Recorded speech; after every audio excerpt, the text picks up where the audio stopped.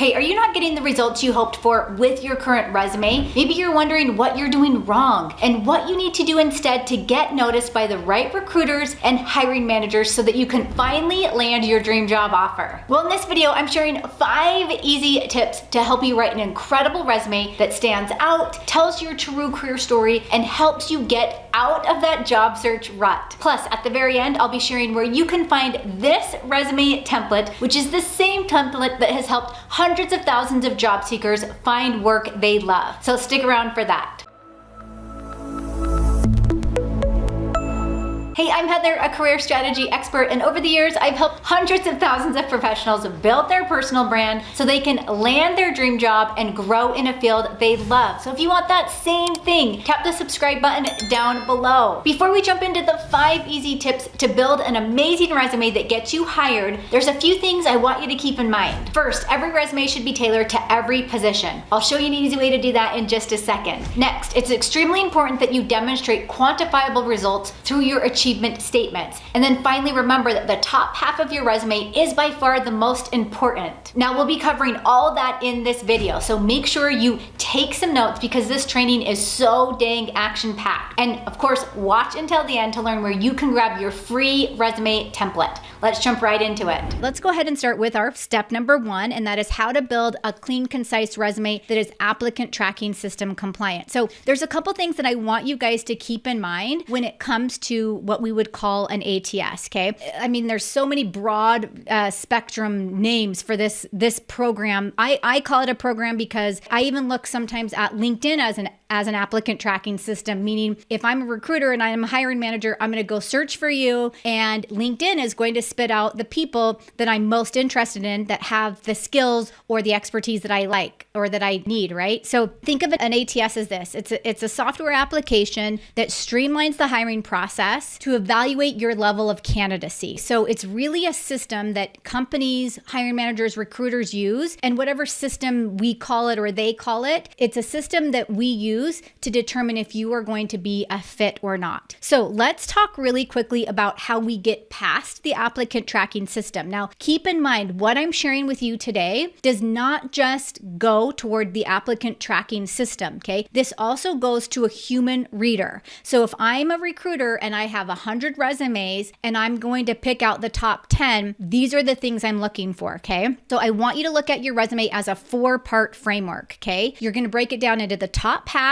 You're going to break it down into your work experience. You're going to then have education and training, and this can be certifications and that sort of stuff. And then you're going to have skills and other sections. These are the 4 things that every resume must have. Now, how you decide to display them, what you put in those areas, that's up to you, and it's up to your experience and your expertise. So I'm going to break down each section really quickly so that you can kind of see what it looks like. So this is the top half of your resume. You'll notice that all you have here is your contact information. You have a headline, which we'll jump into in just a second. You have 3 key skills, and then you have a professional summary section, okay? This is pretty basic. Most everyone's going to have this on their resume. So keep that in mind. Now, as I'm kind of explaining this a little bit more, I wanted to address the resume that I have on the screen here. This is a 2-page resume that I'm going to be showing you. This is just the first page. If you have less than 5 years of work experience, you're only going to have a 1-page resume. Now, your work experience section might not be that long. Maybe you'll have an education section. Maybe you'll even have a volunteer experience section. It just depends on you and what you're presenting, okay? Now, let's jump into the second part. And by the way, I'm going to dive into the top half in more detail in just a second because I 100% believe it's the most important part of your resume. So the experience section, this is where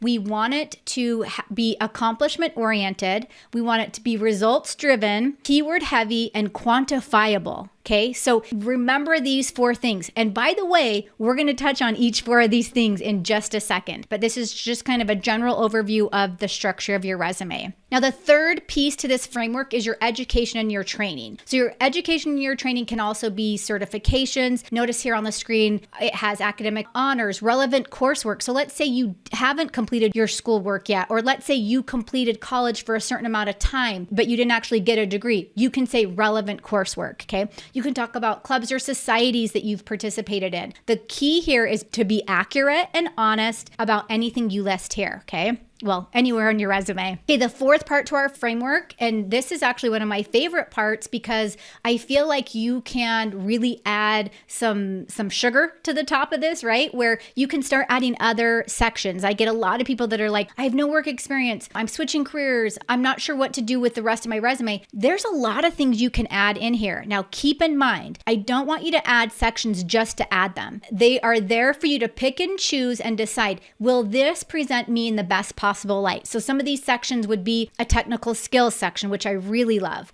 professional skills, volunteer experience, professional memberships. Maybe you speak multiple languages. Maybe you've received certain awards or honors at some point in your career. So again, use these sections as you see fit on your resume. So again, I'm showing you guys a 2-page resume, right? When it comes to your formatting, I don't have a separate slide for this, so you are going to have to write this down or take notes on this part. When it comes to your formatting, there's a couple things I want you to keep in mind. Headlines are a fantastic way to, again, tell the ATS that this is an important section, or to tell the human reader this is an important section, right? You can capitalize, you can bold. Notice in this example, I've even added like a light or a dark blue color, okay? That's pretty much the only color I'm using here on this resume. So keep that in mind. The other thing I want you to keep in mind is use white space and margins wisely, okay? I get resumes sometimes that there's no margin. There might be like a 0.25 margin and the content is just crammed on there. And to me, if I'm the recruiter or the hiring manager, it's too much information to read. I just want to see it quick and fast, and I don't want to be overwhelmed with content, okay? So again, keep in mind your margins. I like to go with a 0.5 or a 0.75 margin, never larger than a 1-inch margin, okay? Now, final reminder before I move on to step number 2, okay? No columns or tables on your resume. No images, charts, or graphs. Use clear hierarchy. Use keywords, which I'm going to talk about in just a second, okay? And then use easy to read fonts. So take a screenshot of this if you need to. These are just the last minute ideas, okay? Now, when it comes to a font, I know probably some of you are going to say, well, what should I use? I've been using Cambria in all of my templates these days, so that's one that I like to use. You could even use Times New Roman's sort of basic, but you could use that. You could even use like Calibri. I wouldn't go any smaller than a 10-point font, and I wouldn't go any larger than a 12-point, okay? Let's jump into step number 2, how to write an attention-grabbing resume summary that hits employer-specific pain points. So here's the thing that I want you to think about when it comes to your summary. So this is, again, part of the top half of your resume. It is probably one of the most important pieces. I have had I've had job seekers, my clients and my academy members and toolkit users who they will just change like the top part of their resume and they don't even have time to like fix the rest, and they will apply for a job and they'll actually end up getting an interview and receive the job offer, even though they haven't even presented themselves fully on their resume just yet. But by changing the top half, the recruiter sees it, or hiring manager, they bring them in and they're like convinced right at that moment. So keep in mind, this is one of the very most important sections of your resume. Now, do you guys remember the Jerry Maguire movie? And she says, "You had me at hello." This is what I want you to think about with your resume summary, okay? You need to catch them at the very beginning and hook them right then, or else you're done. They're not going to consider you any further. So let me show you exactly how to do that. So the first thing you're going to do is you're going to start with some sort of title, okay? This is the title of the job you're applying for or some similar title, okay? And by the way, don't be afraid to put the job title in that you're applying for. If that's not your current job title, that's okay. This resume is for that company and for that position, and you're telling them, hey, this is a resume for this position, okay? After that, you're going to add 3 key skills just right under that title. Now, keep in mind, these 3 key skills have to be directly related to the position. You're tailoring your resume to the position you're applying for, right? That comes with the 3 key skills. Make sure you know those 3 key skills. Now, I'm not saying you need to be an expert or a mastery of all these skills that you're adding here, but I am saying you need to have some general knowledge, and they do need to be skills that are found in the job posting, okay? Now, the next thing after that, you're going to include some sort of action words that you pull from the job description. Now, in this example, it says reliable, energetic, and resourceful. Here's the thing. If that job description does not mention these 3 words, I am not going to put those 3 words in my summary. I need to put only action verbs or action words that they have in the job posting. Keep in mind, you guys, not only am I telling you how to do your summary here, this is how you tailor your resume. I got a lot of emails this last week that said that I'm tailoring my resume. It's not working. It's taking so much time, yada, yada, yada. All you need to do is change these 3 things, your headline, your 3 key skills, and these action words, if at the bare minimum. Just change that. Keep everything else the same and then submit your resume for the new position, okay? It's going to save you so much time. And again, then you can tailor whatever else you want from there, but at the bare minimum, do those 3 things. After that, we're going to then talk a little bit more about the number of years you've worked in the field, some of your greatest accomplishments, that kind of thing, okay? So you're just going into a little bit more detail. This is a 2-sentence summary that lands thousands of people's jobs every single year because we get these comments. So if at the bare minimum you follow these principles, I promise it will make such a difference. So this last sentence here, you're going to discuss your specialty. So the first sentence, you're discussing your biggest accomplishment. Then you're going to talk about your specialty and your expertise and what makes you an expert in your field, okay? 2 to 3 sentences, that's all you need. You're demonstrating how your professional background and experience will help the company solve a particular problem. Let's move into step number 3, and this is how to quickly customize your resume to fit almost any job even if you're making a career switch. Okay, so let's jump into a quick formula that I have for you guys. So we're going to talk a little bit about how you're presenting your resume, okay? We talked a little bit about the top half, but when it comes to actually customizing and maybe changing a few words here and there, and maybe changing a few sentences, there's a 3-part formula. So take a screenshot of this or write this down if you need to. You're going to do research, you're going to add keywords into that, and then you're going to make a direct correlation between your work experience and the position. So let me break that down a little bit. So when it comes to research, this is where we're taking a look at the company's LinkedIn page. We're looking at their Twitter account. We're really evaluating how are they presenting themselves online? What does their company website say about their mission, their culture, their vision, all that good stuff, okay? Maybe we have a friend or we know someone that works inside the company. We're asking them. Maybe we don't know anyone yet, and we reach out on LinkedIn, which, by the way, we teach you guys how to do inside of the Career Advancement Toolkit, which I'm going to share more about that in a second. But maybe we reach out on LinkedIn to someone that we don't know, that doesn't know us, and we start networking with them, and then we ask them. This is your research part. And by the way, when it says research, and take it from me who failed the GMAT 3 times, the graduate admissions test, I don't like research. I don't want to go digging and in fact, I actually listen to podcasts over reading. Like, I just want information easy, right? So I don't want you to go spend hours and hours. I'm talking like 2 minutes here and there, and that's it for each position, okay? Once we get our research in, we're going to now look at keywords and keyword phrases that are popping up in the job posting, okay? So in this example, I've highlighted a couple. I can tell that there are some common themes here. I see that they've mentioned they want someone that's a good storyteller. They want someone that has analytical skills. They want someone that's innovative. They want someone that has presentation skills. I'm taking all those exact words